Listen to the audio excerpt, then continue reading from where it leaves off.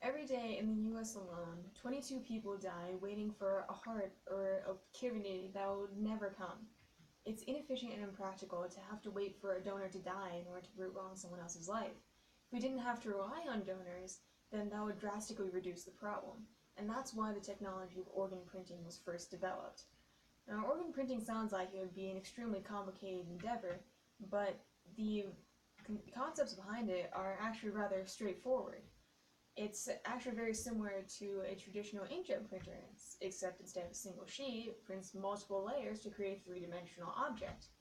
And instead of ink and paper, it uses bioink and biopaper. Bioink is a liquid cell suspension, and biopaper is a hydrogel support material. So to start, a bioprinter will lay down a sheet of biopaper and then draw on the first layer of your organ.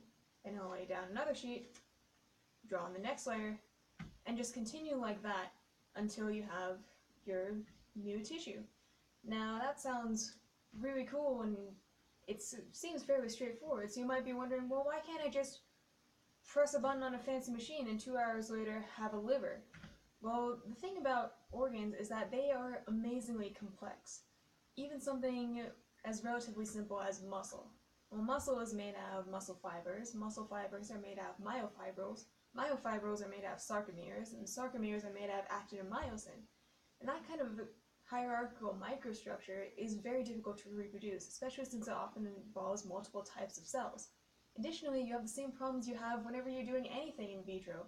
You're lacking the biochemical signaling that happens naturally within the body, and you have to try and reproduce that in a lab, which may not always work, since the cells don't adhere or differentiate the way you want them to.